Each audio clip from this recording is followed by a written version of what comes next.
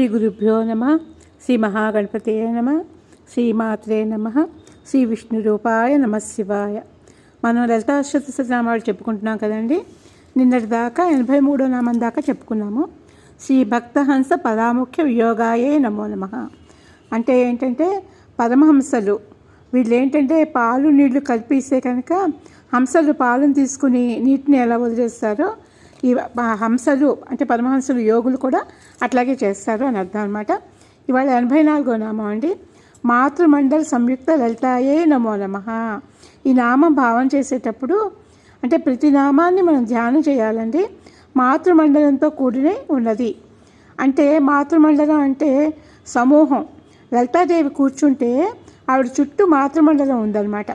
మాతృమండలంతో కూడిన అమ్మవారిని ధ్యానిస్తే అది ఒక ప్రయోజనం. సూర్యుడిని ధ్యానించేటప్పుడు మనం ఆయన కిరణాలతో కలిపి ధ్యానిస్తాం. అదేవిధంగా అమ్మవారిని ధ్యానించేటప్పుడు అమ్మవారి శక్తులైన మాతృమండలంతో కలిపి ధ్యానిస్తాము. మాతృమండలం అంటేనే అమ్మల సమూహం అని చెప్పబడుతోందండి. జగత్తుని నడిపేటటువంటి శక్తులే మాతృమండలాలు అనమాట.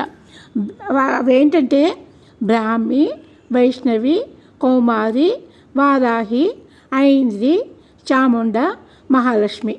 ఈ శక్తులను మాతృమండలం అంటారనమాట. ప్రధానంగా సప్తమాతృకులు అని పేరండి దీనికి.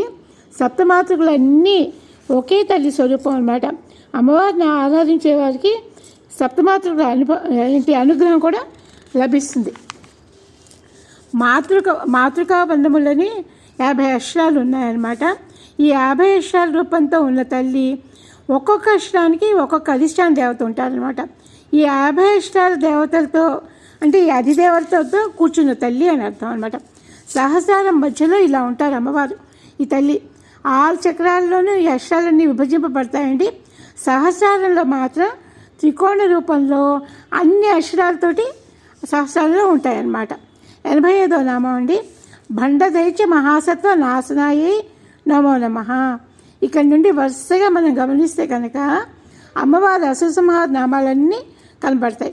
బండదైత్యులు పెద్ద ప్రాణి అండి. అలాంటి ప్రాణి ఇంకొకటి ఉండదన్నమాట. బండాసుర సంహారం చేసిన లలితాదేవి అనే అర్థం.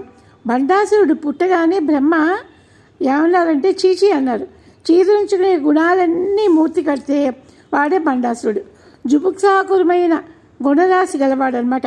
వాడు ఉన్నంతకాలం మనకు పరతత్వం తెలియపడదండి, బాగుపడలేం. అలాంటి దుర్గుణాల రాశిని అంతం చేసినటువంటి దివ్య స్వరూపుడే లలితాంబ. లలితాంబ ఉపాసన చేయడం వల్ల ఏమవుతుందంటే మనలో ఉన్న ఆసురి గుణాలు దుర్గుణాలు